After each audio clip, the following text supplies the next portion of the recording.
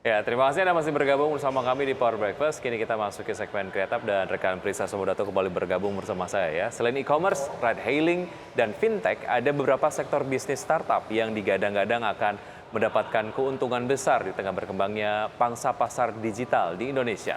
Ya, salah satu yang sering disebut-sebut adalah EdTech atau Education Technology. Selain e-commerce, ride-hailing, dan fintech, ada beberapa sektor bisnis startup yang digadang-gadang akan mendapatkan keuntungan besar di tengah berkembangnya pangsa pasar digital di Indonesia. Salah satu yang sering disebut-sebut ialah EdTech atau Education Technology. EdTech di Indonesia sudah mulai menjadi hype memasuki tahun 2015-an. Popularitas platform tersebut juga mengikuti tren digital yang berkembang di masyarakat. Hal ini didukung oleh beberapa hal seperti sebaran broadband yang meluas, semakin akrabnya masyarakat dengan layanan berbasis aplikasi, hingga opsi pembayaran digital yang semakin banyak. Terdapat jenis layanan yang ditawarkan oleh EdTech Indonesia yang tampaknya menjadi favorit masyarakat. Layanan tersebut ialah e-learning. E-learning menjajakan materi pembelajaran secara online. Beberapa menyajikan melalui konten interaktif, video on demand, dan online live tutoring. Dari sudut materi, cakupannya juga beragam, mulai dari kursus untuk murid sekolah, konten belajar bahasa asing, hingga penguatan kemampuan personal seperti akuntansi dan pemrograman. Layanan e-learning yang ada di Indonesia paling banyak menyasar kalangan pengguna umum seperti jenjang SD, SMP, dan SMA. Lantas, bagaimana potensi EdTech ke depannya? Simak ulasannya hanya di Create Up.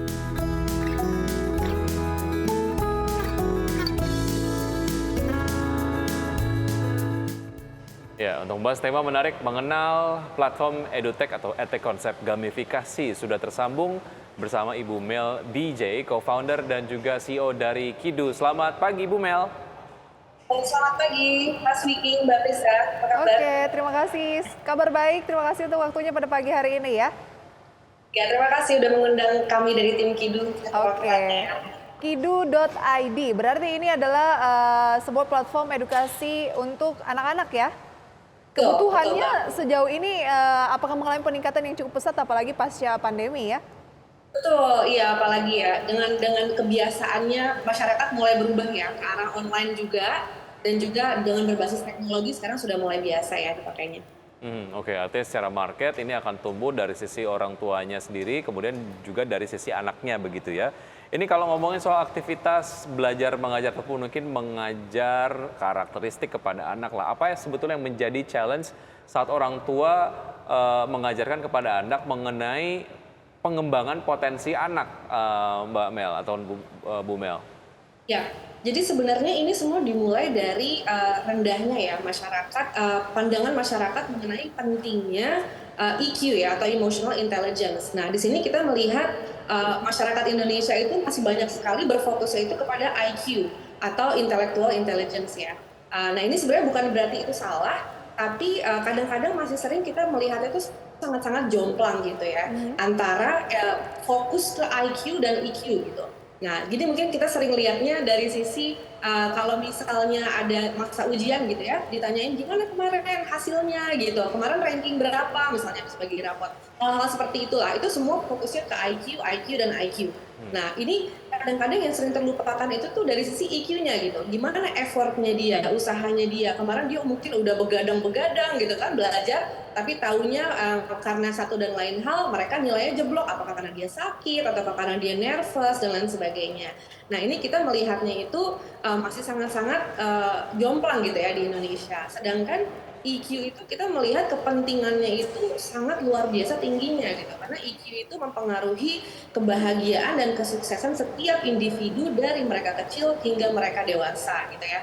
Nah, ini sangat-sangat sayang sekali gitu. Cuma kalau kita melihatnya ini berfokusnya itu dampaknya itu sangat-sangat tinggi karena kalau misalnya setiap individu itu nggak merasa dihargai, nggak merasa mereka itu didengar gitu ya oleh orang tua atau oleh orang-orang di sekitarnya, mereka itu fondasi emosionalnya itu tidak kuat. Akhirnya bisa fokusnya itu ke arah kecanduan gadget atau social media, hal-hal yang seperti itu. Gitu. Nah di Oke. sini makanya gimana cara mengkombinasikan teknologi dengan edukasi IQ tersebut. Baik, berarti yang kebanyakan selalu dikejar mungkin oleh para orang tua di Indonesia begitu ya, di zaman kita juga adalah IQ-nya tuh berapa gitu. Padahal kan EQ juga sangat penting. Nah, bagaimana kidu.id gitu ya bisa mensosialisasikan ke para orang tua di Indonesia ini terutama gitu ya bahwa ya EQ juga penting gitu untuk memperkenalkan. Ya, untuk memperkenalkan itu ke masyarakat ya. Memang ini salah satu challenge yang kita lihat masih cukup tinggi ya dari sisi awareness-nya gitu. Karena balik lagi ke mindset-nya yang sudah dari dulu itu berfokusnya ke IQ tadi itu ya. Jadi kita berusaha menggandeng psikolog-psikolog ternama seperti Kak Seto, Eli Risman, juga ada beberapa public figure seperti Marshanda dan lain sebagainya untuk kita bantu kolaborasi nih kita bersama gimana caranya kita bantu menyadarkan parents gitu ya, karena di sini kan orang tua perannya sebagai decision maker-nya atau pengambil keputusan kehidupan anak-anaknya gitu ya ke depannya. Jadi kita berusaha melakukan kolaborasi ke depannya untuk meningkatkan awareness tersebut. Oke, platform-platform edukasi untuk mengembangkan EQ anak-anak Indonesia ini bukan hanya kidu.id saja gitu ya, tapi kemudian kidu.id hadir untuk coba menawarkan solusi lah. Apa yang belum ada di platform-platform yang sudah ada dan apa yang coba ditawarkan oleh Kidu. Kita akan bahas usaha jeda berikut ini ya Mbak Mel ya. Dan tetap bersama kami akan segera kembali. Oke, ngomongin soal IQ dan juga EQ tadi yang disampaikan oleh Mbak Mel gitu. Ingat nggak dulu Wiki sering tuh ada pendapat-pendapat atau stigma yang mengatakan bahwa kalau anak terlalu pintar tuh pasti aneh. Kayak agak-agak gimana gitu, kurang bergaul, terkadang tuh gitu. unik ya, unik, lebih tepatnya unik. Nah makanya memang kalau seimbang antara IQ dan EQ-nya mungkin ada sense of human-nya gitu ya, yang kemudian lebih diasah sehingga kemudian secara IQ prestasinya juga bisa sangat baik, tapi kemampuan untuk bersosialisasi dan lain sebagainya juga ini juga bisa sangat Imbang baik. gitu ya? Seimbang. Nah kami masih berbincang bersama Mbak Mel DJ. Mbak Mel, tadi saya sempat menanyakan mengenai apa yang sebetulnya belum ada di platform-platform edukasi EQ yang sudah ada di Indonesia dan apa yang coba ditawarkan lah, solusi apa yang ditawarkan oleh kidu.id sehingga ini menjadi satu hal yang betul-betul ya memang harus dilakukan ataupun mungkin dibutuhkan oleh masyarakat Indonesia. Ya, kalau yang kita lihat sekarang yang di Indonesia kebanyakannya itu edutech itu tuh berfokusnya kalau anak-anak ya itu untuk edukasi. Ini materi-materi yang berbeda gitu. Lebih ke arah IQ-nya tadi. Seperti matematika ya kan atau science sekarang lagi mulai hype ya. Terus language gitu ya, pembelajaran bahasa gitu. Tapi untuk dari sisi EQ, itu sejauh pengetahuan kita tuh belum ada yang benar-benar berfokusnya itu adalah mengajarkan anak-anak di usia dini dari 4 sampai 8 tahun seperti yang kita lakukan sekarang, di fokusnya itu benar-benar adalah ke EQ gitu, untuk benar-benar pematangan dari segala sisi. Nah, itu tuh belum ada yang sejauh kita lihat ya. Jadi kita di sini di Kidu itu sebenarnya sejauh riset kita itu adalah pertama dan satu-satunya di Indonesia untuk aplikasi edukasi EQ ya. Untuk anak-anak usia dini gitu. Usia Karena dini kenapa ini usia dini? Rentannya di umur berapa? Di rentan usia 4 sampai 8 tahun karena kita berfokus untuk golden age. Jadi golden age itu masa-masa mereka pembentukan karakter. Nah, di situ akan berdampak sampai mereka dewasa gitu ya. Nah, selain itu juga ya, kalau misalnya IQ itu kan ketahuan ya, belajar bahasa, kemudian sains dan sebagainya, isinya belajar seperti di sekolah gitu ya. Ada skornya. Iya, tapi kalau misalnya di emotional question tadi gitu, apa sih yang dipelajari? Indikatornya apa gitu ya?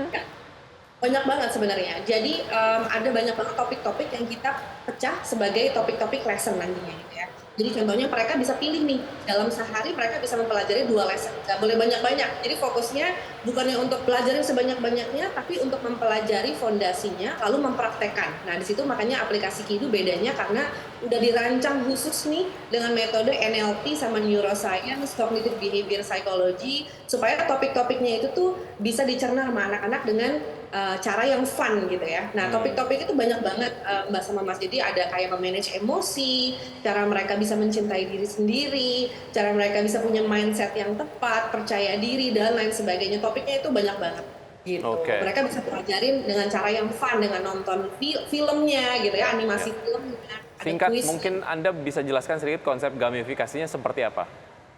Ya, jadi konsep gamifikasinya itu yang kita punya sekarang itu dari sisi mereka itu akan dapat some kind of reward ya. Jadi begitu mereka udah menyelesaikan lesson, mereka akan dihadapi oleh kuis yang cukup menantang juga.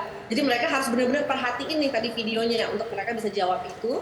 Lalu nanti akan ada piala, akan ada skor, akan ada sertifikat dan lain sebagainya. Nah ini baru fondasi awal gamification karena kita baru banget ya meluncurnya 3 bulan yang lalu kira-kira. Oke. Nah jadi kedepannya akan kita connect dengan brand-brand lainnya di luar sana supaya semua skor-skor ini atau poin-poin ini bisa ditukarkan juga dengan barang atau jasa yang akan mereka pakai sehari-harinya kurang lebih Oke. seperti itu. Oke, Semoga menarik. dengan perbincangan juga di IDX Channel ini bisa menjadi referensi untuk pemirsa bahwa join yuk di edu.id karena Kidu bukan ya? hanya Kidu gitu ya, Ya. bukan cuma IQ yang Ya. dibutuhkan tapi juga adalah EQ harus balance. Betul sekali. Mbak Mel, terima kasih sudah bergabung bersama kami. Sukses untuk Anda, salam untuk teman-teman di kidu.id dan juga salam untuk karakter Kidu Esaurus. Benar ya? Betul, Kidusaurus. Sampai jumpa, sukses untuk Anda. Selamat pagi. Baik. Oke, itu tadi dia, menarik ya. Masih banyak yang mau kita perbincangkan tapi waktu terbatas. Betul. Tapi ya itu dia semoga bisa menjadi referensi. Kita simak lagi gitu ya Ya. sebelum kita akhiri bagaimana sih kondisi IHSG terupdate. Dapat Anda saksikan pemirsa, IHSG masih melemah 0,27% meski lebih rendah pelemahannya dibandingkan dengan pembukaan tadi. Jakarta Islamic Index LQ45 juga masih merah. Betul sekali. Dan kita lihat saham-saham yang masuk dalam jajaran top gainers dan juga top losers. Seperti Anda saksikan di layar televisi, top gainers diantaranya adalah BBCA, CARE, kemudian juga ada Telkom dan juga ada BMRI. Oke, itu dia gainers. Kita ke losers pemirsa. 4 saham yang menjadi losers utama adalah BRI, kemudian BSBK, ini pelemahannya makin dalam ya.